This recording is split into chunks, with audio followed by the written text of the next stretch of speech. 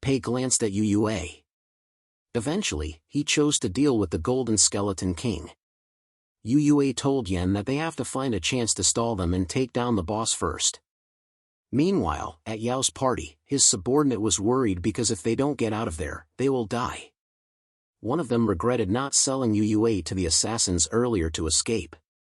Unexpectedly, they noticed that the assassins are gone. They felt relieved that those killers finally left. Yao was curious as to why they retreated. He speculated that they must have found Yue. One of the subordinates told him that it's their chance to farm monsters and build up the cemetery defense value. He encouraged him to forget about Yue. Another subordinate seconded that, otherwise they'll die in there. Yao held on to Yue's promise to free them that night.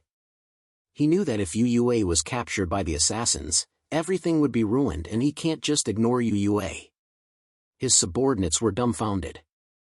Yao ordered them to gather all the guild members and head to the City of the Dead. He announced that everyone who joins will have their salary doubled for that month. His subordinates sighed. They talked among themselves that their boss is so righteous that they don't know if that's a good thing or not. The other one replied that thinking too much won't help and they should just quietly go since they can't say no to money. Meanwhile, Pei charged at the Golden Skeleton King. He told the healer to watch his positioning and keep weakening it and leave the rest to him. The healer replied, "Okay." The healer released a powerful purple glow from his body.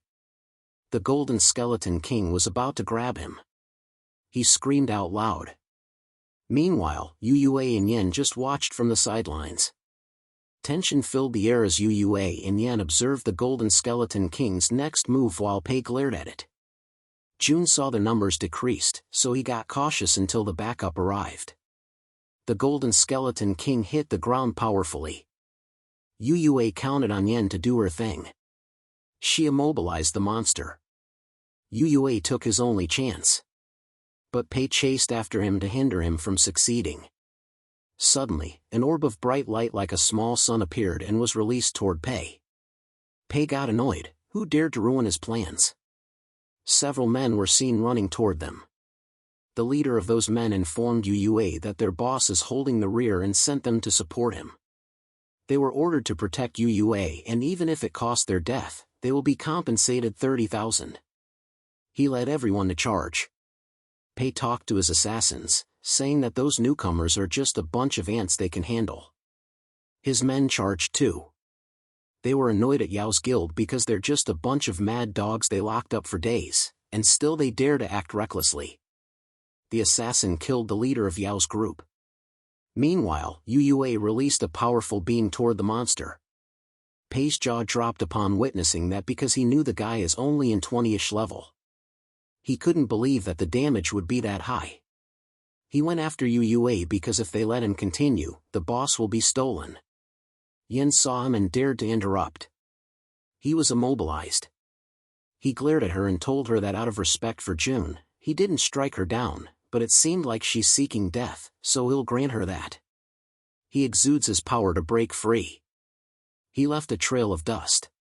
The next thing we knew is that he charged toward Yen and pierced her heart. Yue saw it and turned pale. Yen encouraged him to keep going. Then she vanished. Yue grits his teeth in anger. He rained down a barrage of attacks on the monster while Pei released several blades toward him. The Golden Skeleton King tries to punch Yue. He made a barrier to protect himself. He absorbs power in his spear and released that concentrated energy directly at the skeleton's chest.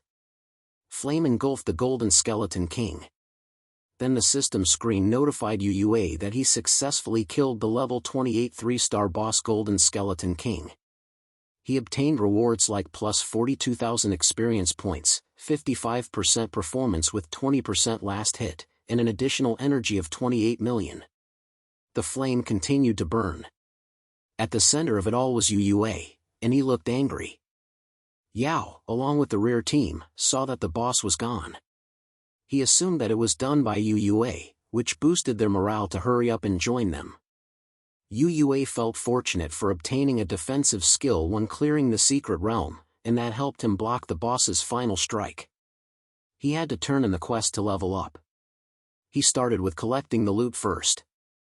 Suddenly, the system screen appeared to notify him that since he killed the Golden Skeleton King, he had triggered the Necromancer class effect called Necromancer's Harvest.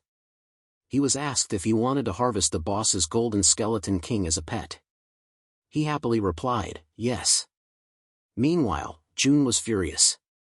He ordered Pei to hurry and bring back the loot for him, otherwise, he'd kill his daughter. So, Pei charged at UUA. UUA told him not to be in a rush since it would soon be their turn to lose their heads. Pei swung his sword. Jun threatened Pei again that he'd kill his daughter. This time, Pei couldn't hold back and he pushed him. Jun fell on his butt, but Pei pushed him to the ground and stomped on his chest. He warned him that if he lays a finger on his daughter, he'd tear him into pieces. Jun defended that it was just a misunderstanding. He tried to clarify that what he meant was that the kid just slaughtered a level 28 3-star boss and even snatched all the loot from the boss, which means that he'd only get stronger. If they missed that chance, it would be hard for him to kill him later. Pei scoffed and announced that killing UUA was as easy as flipping his hand. Yao arrived and was surprised to see that UUA was no longer there. He thought that he just ran away. Pei ordered the killing of those people from the Supreme Guild, but Jun stopped him because he planned to use Yao as bait to lure UUA. The system congratulated UUA for completing the hidden quest called Chill the Skeleton King. He had obtained rewards like plus 500,000 experience points, plus 500 cemetery defense value, plus 10 gold coins, and plus 100 million energy. With that, he reached level 25. UUA didn't expect that the boss could even become a pet. He knew that if he trained it well, ordinary monsters wouldn't stand a chance against it. Unexpectedly, another screen appeared. He received a message from the Yanu Pavilion General, telling him that he had Yao under his feet. Then he insulted him to bait him to come and meet him.